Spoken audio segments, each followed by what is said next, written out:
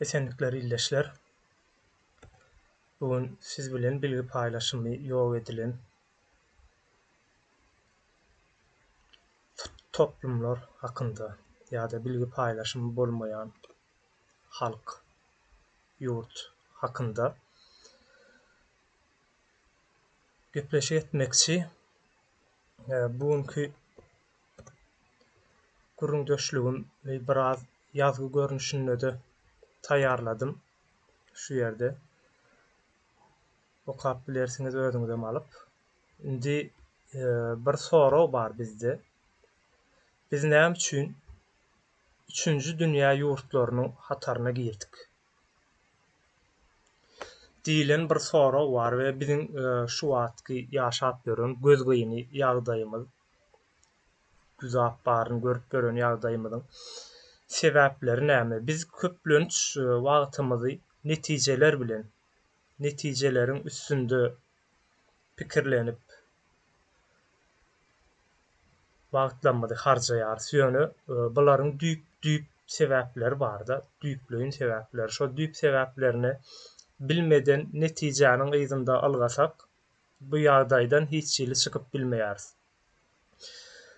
Biziň 3-nji dünýä ýurtlarynyň hataryna girmegimizem bir sebäpleriniň birisi bilgi paýlaşymynyň ýok edilmesi, gadagan edilmesi.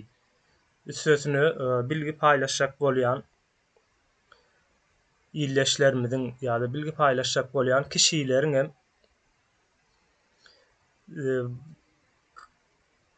näme diýilýär, bir gyra süýşürilmesi ýa-da üstüniň örtülmesi ýa-da päsgel berilmesi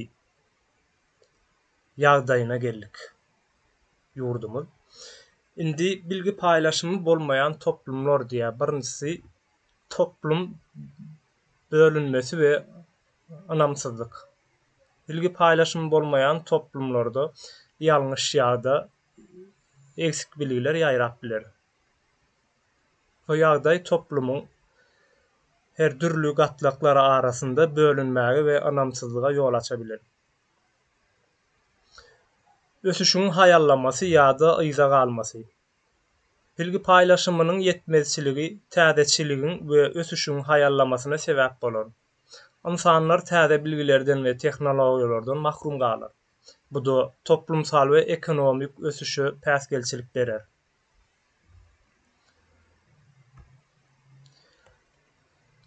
Aýdyňlaryň izolasiýa edilmesi.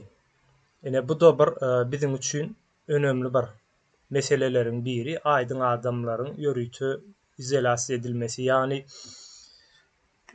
rejim tarapyndan, otoritar rejim tarapyndan bir izolasiýa edilýär, yani bir çete süýşürilýär, üssü ýapylýar, aýdyň insanlary susturulýar, geplemedi ýal edilýär we bir tarapdanam şu toplumyň özü, yani bilgisi eksik bolan, bilgi paýlaşymyndan uzak tutulan toplumyň özüm aýdyň insanlary bilgi paýlaşymyndan sowaşdyrýarlar ýa-da bilgi paýlaşymyny hasda kynlaşdyrýarlar. Bu ýagdaýy özüňizem kän neme gelýänsiňiz, ine meselem öz ýakynlaryňyza, garyndaşlaryňyza, doganlaryňyza, tanyş bilişleriňize bir bilgi aktarjak wagtyňyz, bir zatlar öwretjek wagtyňyz garşy çykýandyrlar. Meselem syýasy, biziň şu wagtky durumumuz, Türkmenistan bilen bagly durumumuz syýasy bir durumdur. Yani ählice toplum bir ýalňyş ýönetilýän syýasatyň ýüzünden 3-nji dünýä halklary hataryna girdikde. Indi aýdyň insanlaryň izolasiýa edilmesi diýär, näme diýär? Toplumdaky aýdyň kişileri bilgi paýlaşjak bolanlarynda olara köpçülik tarapyndan garşylyk beriler. Bu da aýdyň kişileriň izolasiýa bolmasyny we bilgi paýlaşmasynyň hasda kynlaşmasyna sebäp bolar. Tankydy pikirlenmäni gowşamagy. Bilgi paýlaşymynyň öňüniň alınmasy tanqidi düşünjäniň we sorgulamanyň azalmasyna sebäp bolar. Bu da kişilerin has aňsat manipüle edilmesine yol açar. Indi bilgi yetmezçiligi bolanda nähillek bolýar? Bilgi yetmeýär. Halkda bilgi paýlaşymyny doğruluğuna yapýarlar, ýani bizim internet yapylmagy, özgür, ýani öz erkli jurnalistikanyň ýoklugy, gazetçiligiň ýoklugy, medialaryň ýoklugy, ählice zat otoritar rejimiň, ýani şu wagtky rejimiň eline geçmesi bilen bilgi berilmeýär. Toplumyň bir zatdan imitlenmesi gerekli. Ýani biz ajygan wagtymyz nan, çörek, nahar zat ýýän bolsak, beýnimizem bir zatlar bilen imitlenmesi gerekli. Bilgi paýlaşymy yetmese, bolmasa ýa-da doğruluğuna yapılsa nähilleki bolýar? Toplumlar o zaman öz anançlary bilen, özüniň däp desturlary bilen ýa-da öz aklyndakyja bar bolan zatlar bilen ýaşamaly bolýar. Bu ýagdaýam toplumyň nemetmesine, ýani bölünmesine ertýär-de. Ýani toplum birisi sana bir zat täzelik, bir zat aýtjak bolanda, öwretjek bolsa ýa-da bilýän zadyny seniň bilen paýlaşjak bolanda aýdýarlar, "Ay men bu zady senden öwrenmeli. Maňa öwretme, maňa gerekkä seniň öwreden zatlaryň, men bilýän bunu" diýerler. Toplum şey dip öwretjek bolýan zatlaryny ýa-da bir paýlaşjak bolýan bilgilerini de öňünü ýapýar ýa-da hasta kynlaşdyrýar. Indi bilgi paýlaşymy bu bizim ýa galmagymyzyň, toplumumyzyň ösmeýänliginiň sebäpleriniň birisi. Ýene de bir sebäbi bar, bizde konstitusiýon guruluş ýok we konstitusiýany, kanuny toplumumyzyň hiç birisi bilen ok. Ýani bilýänler bardyr, belki men üstüni ýapmaýyn, ýöne bilmeýänler has kän bolan soň meniň bu ýerde görýän zadym känlik tarapyny görýärin. Ýani köplük tarapy konstitusiýany, konstitusiýon hukugyny, kanunlaryny bilmeýärler. Bu da bizim özümüzi gorap bilmeýänligimizde, toplumumyzyň hasam beter manipulasiýa bolmasyna, hasam beter ezilmesine, baskı aşağında ýaşamasyna yol açýar. Indi konstitusiýon guruluş näme bolýar? Ine konstitusiýada güýçleriň üçe aýrylmasy diýip bir madda bardyr. Güýçler üçe aýrylýar. Bular üçüsi haýsylar bolýar? Kanun çykarjy, ýerine ýetirji hemde kaziýet bardyr. Bu üç sanaky guruluş, üç sany aparat öz başda işlemelidir. Hiçsi bir-birine bagly bolmalydyr. Şo ýagdaýda ýurtda kanun, konstitusiýa işläp bilýändir. Bizim häzirki ýagdaýymyzda bu güýçleriň üçe aýrylmasy ortadan aýrylan we bir adamyň eline geçen, bir toporuň eline geçen diýeli. Bir adamyň eline geçen diýdiğimiz zamanda Berdimuhammedowleri has arşa çykarmaly. Bularam beýirleriniň şo taýyk nemeden yerleştiren adamlary diýip hasap edýär. Ýani Rus rejiminiň bizim halkymyzyň üstündäki oturdan adamlary. Indi bütün yetkiler, hukuklar, ähli güýçler bir adamyň eline geçýär. Ine biz ekranlarda nemeleri, şu eskerleri, prokurorlary, ministrleri Berdimuhammedowyň öňünde egilip duran ýagdaýlaryny nemesini görkezendiriz. Ýazgylaryny, videolaryny görkezendiriz. Ine şu ýagdaý şo güýçleriň hemmejesiniň meniň elime geçdi diýmesi bolýar. Şu ýerde ählijeti bardyr. Ine şu ýagdaý bütün Türkmenistanyň ähli güýçler meniň elime geçdi diýip aýdýar-da, bize görkezýär. Ve bunu halkyň öňüne çykaryp edýärler. Ýani gizlin bir ýagdaýda deden oklar ýöne biziň halkymyz şunuň näme bunu nähille edip okamalydygyny bilmeýändigimiz üçin bu neçenli hiç bir zada üns bermän gezdik. Illeşler. Biziň ilki bilen talap etmeli zadymyz näme? Konstitusiýon guruluşyň täzedänden ayaga galdyrylmasy. Konstitusiýon guruluşyň güýje girmesi gerekli. Konstitusiýon guruluş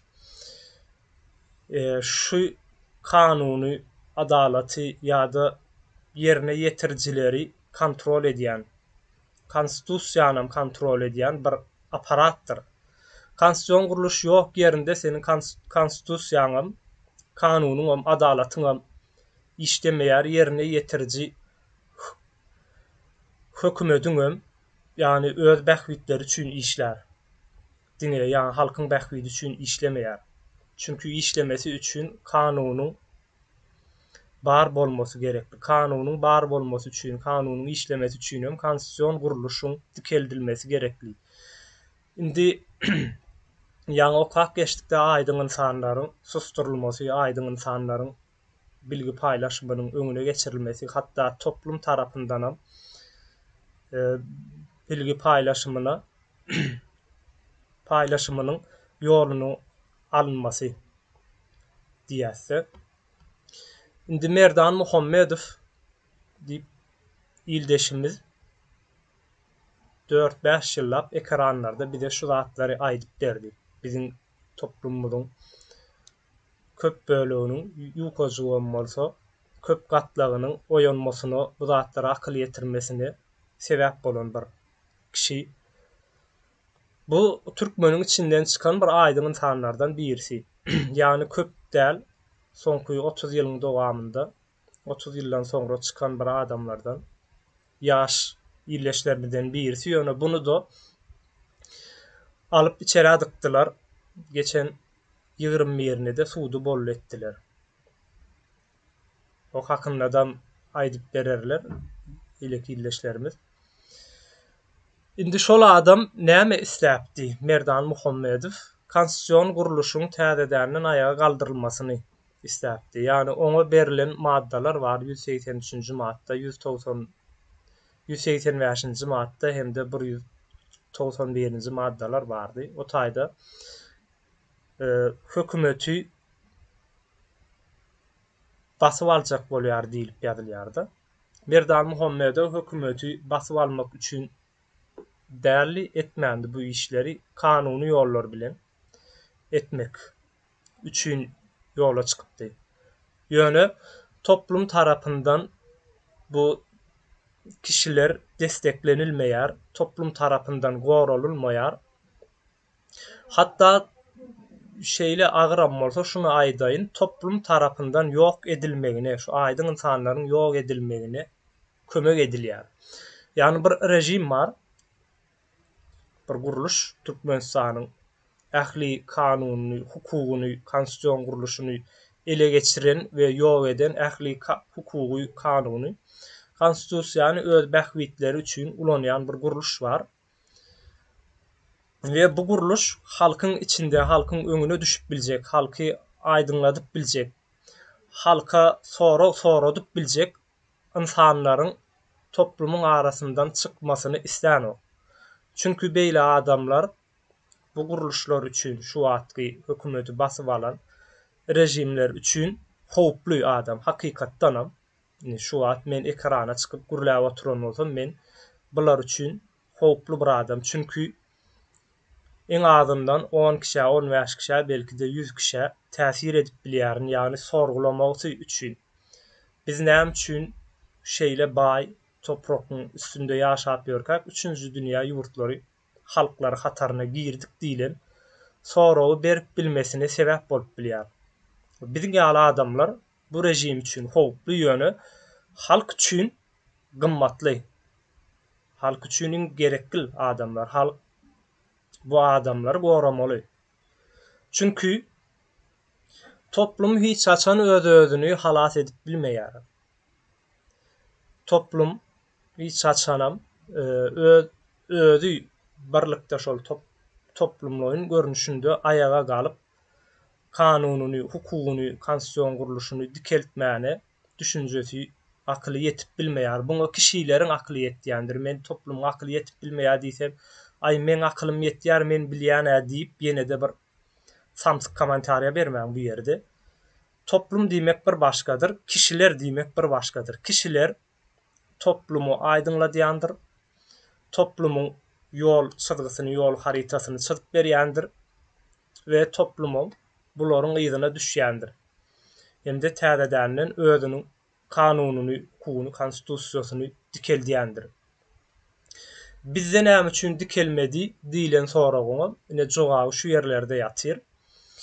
1994-nji ýyldan 96-njy ýyllar aralygynda araçsaçylyk işler geçilip toplumyň gowdurmuşda hakyky öz ýurduny, öz garaşsyz topragynda, garaşsyz watanynda ýaşamak üçin öňe çykan adamlary bir-birden ýok etdiler. 2002-nji ýylda ýene de şeýle bir ýagdaý boldy. O taýda da araçsaladylar. Bunu araçsalanlar, araçsalamana gatnaşanlar, ýerine ýetirjiler bardyr. Bu şol aýdyň gatlagy, toplumyň öňüne düşüp biljek adamlary tutmana, basmana, öldürmäne, ýok etmäne gatnaşan adamlaram iş bitenden soňra ýok etdiler. Rejimiň özü. Bu bolýan datdyr. Bularyň bu sistemanyň bir taktiki işidir we gadymdan bäri, şol Orta döwründen bäri gelýän ýollardyr. Bundan başga hili edip bilenoklar bular. Çünki häzir Merdan Muhammedow saklap oturan adamlar bardyr. Şolara da aýtmak isleýän zadym bar. Merdan Muhammedowyň diri bolmaklygy siziň diri bolmaklygyňyzdyr. Merdan Muhammedowyň sag bolmaklygy, başynyň dik awat bolmaklygy siziň hem sag bolmaklygyňyz, canly bolmaklygyňyz bilen deňdir. Çünki ony urup, ýenjip, horlap ýa-da ýok etseňiz ertir siz hem ýok ederler. Şoň üçin öz janyňyzy nähili goraýan bolsaňyz Merdan Muhammedow şolar ýaly edip, hatda ondan hem öz janyňyzdan hem gowy edip goramalsyňyz. Çünki bu siziň taryhyňyzda bolup geçýän zatlardyr. Hiç bir